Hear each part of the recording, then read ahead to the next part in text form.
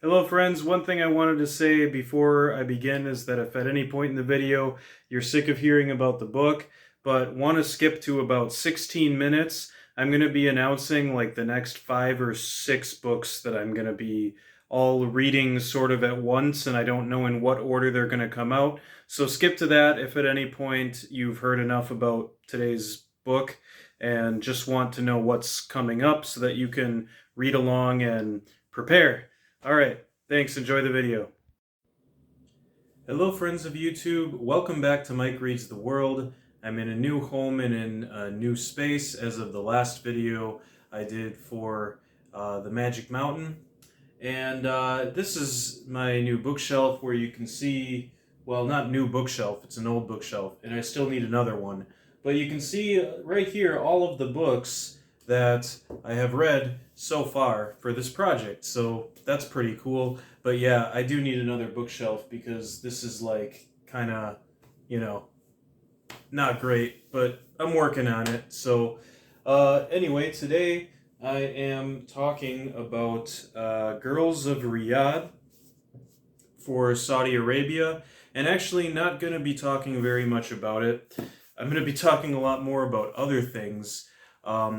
First and foremost, for the reason that the options for Saudi Arabia are honestly, from what I researched, very limited in English. I was basically between this and the Quran, which I also picked up the Quran to read. But as you can probably imagine, the Quran isn't the type of book that you like review, or it's not a book that I would personally feel comfortable saying much about. I'm just not qualified to do that as far as really anything. I mean, we try to stay away from religious texts for the most part on this project, but it is a good reference and a good thing for me to be reading and have as a reference in the background, because it's even if you're just talking about literature, it is a massive influence and is massively referenced throughout literature in a big part of the world, particularly Asia and parts of Africa. So, there's that.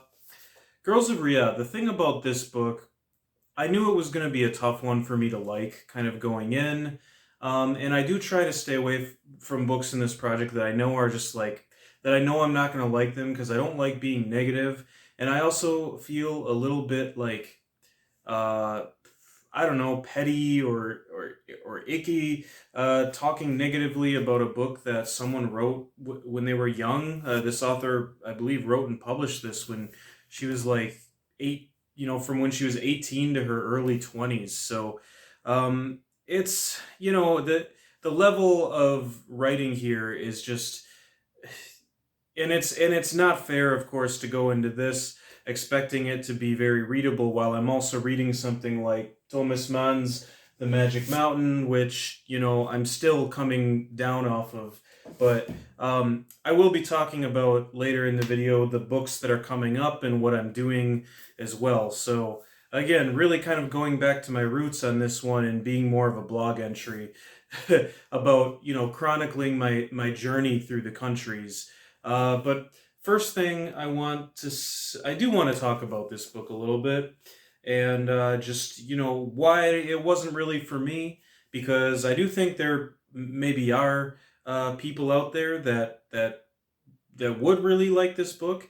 So it was originally released in Arabic, and it, I guess, was controversial at the time it came out in 2005.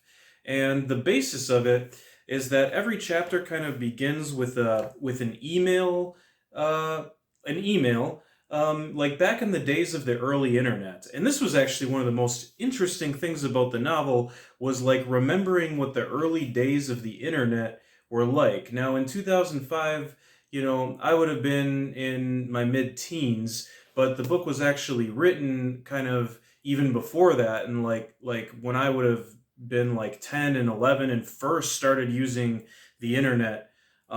So you can kind of gauge how old I am by that. But uh, so this book was really um, interesting for unintended reasons in that way, as kind of a historical artifact of what the early internet was like with the email chain. But this email chain is basically stories about young women in Saudi Arabia and their experiences.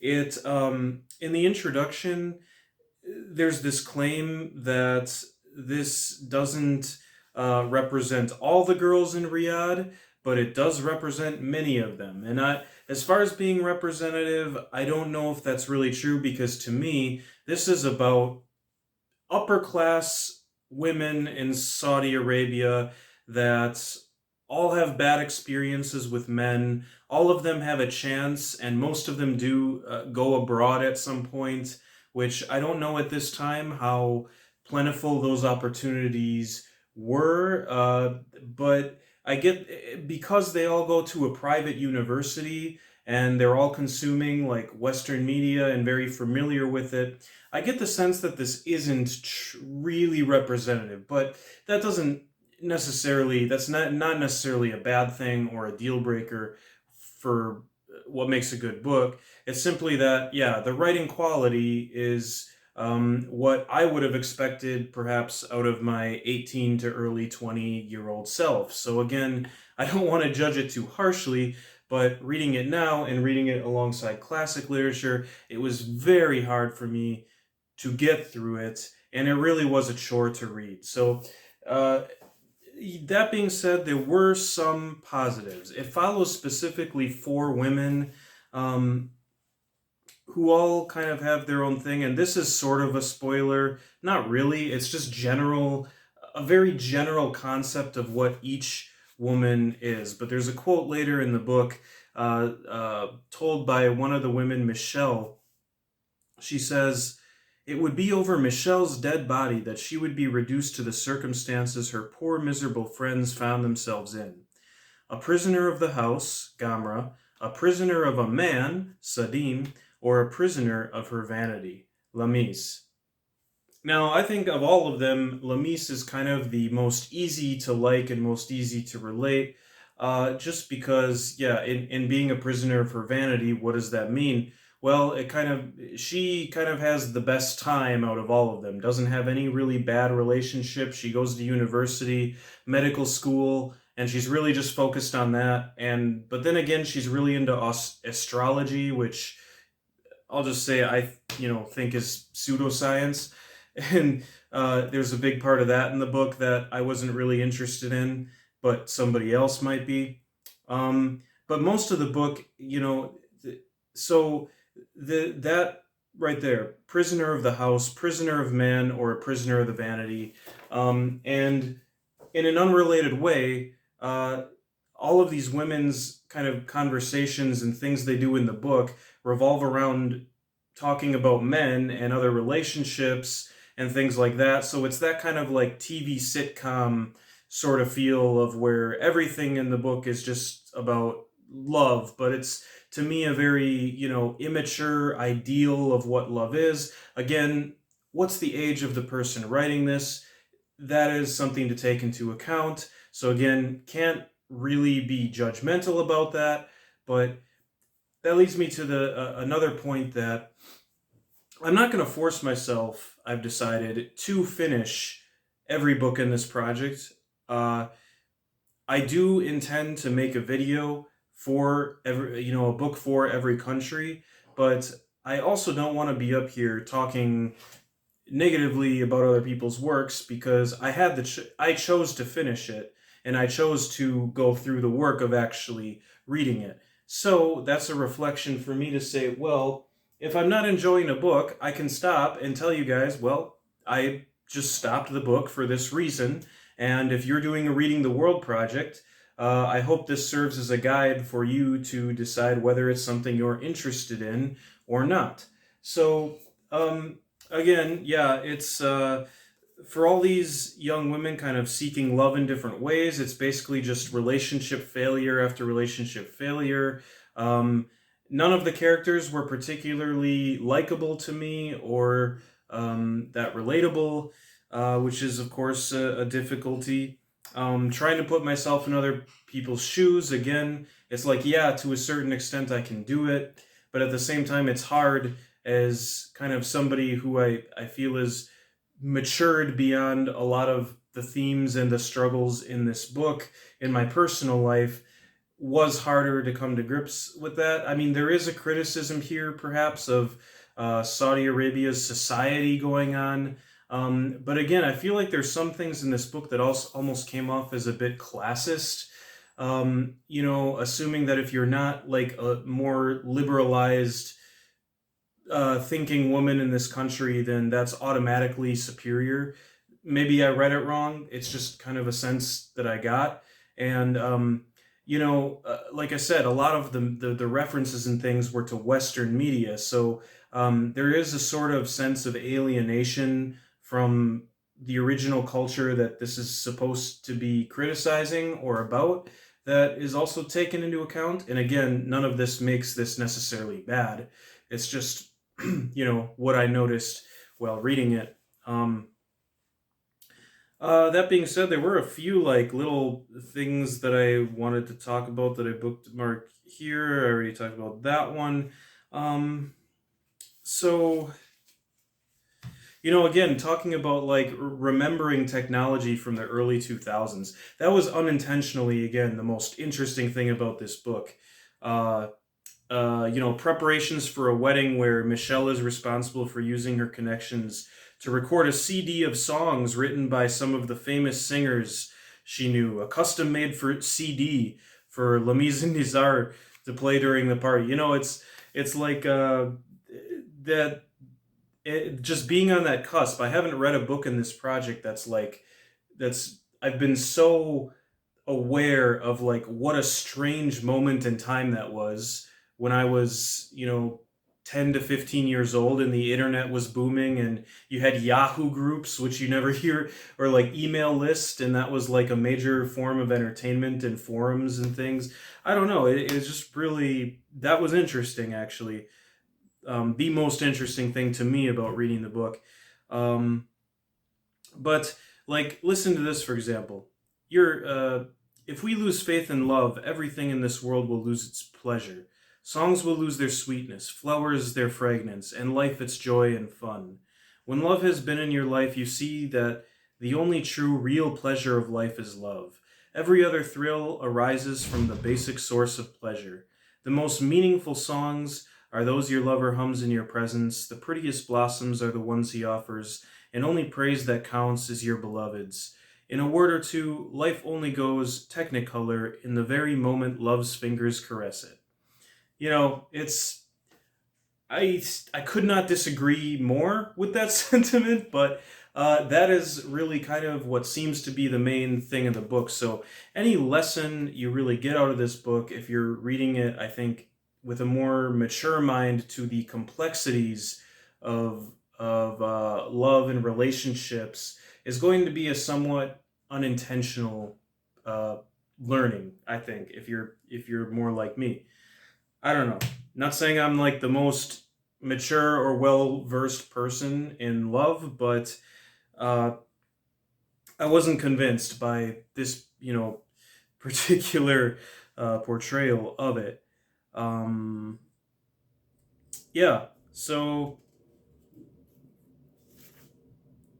you know, I guess I don't really have anything else to say about the book. Just that,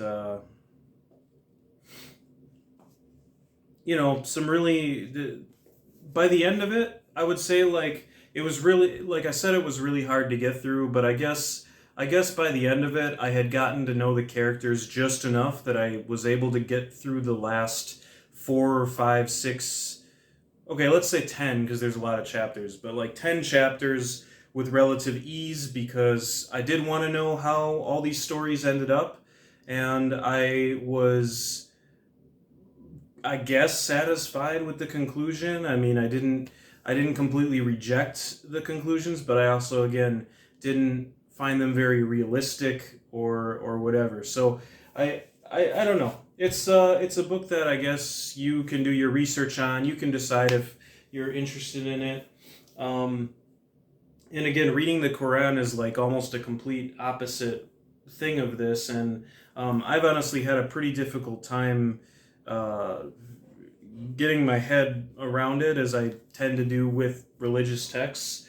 Um, but you know, it's there as a reference, and as I go, I'll be reading more of it. I just won't be doing a video on it, but that will also, I guess, count for Saudi Arabia, since Mecca and Medina, you know, holy city. It was basically conceived of in what is now today Saudi Arabia. So, yeah, if you are Saudi Arabian, or if you're anybody and you have an idea of maybe a book that I might enjoy more from Saudi Arabia, a Saudi Arabian author, please let me know. I am always willing to do another book for a country. Especially, I want to go back to countries that maybe I've read a book that I didn't enjoy as much, because I'm not only determined to read something from every country in the world, I am determined to read a good book, or, well, that's subjective, but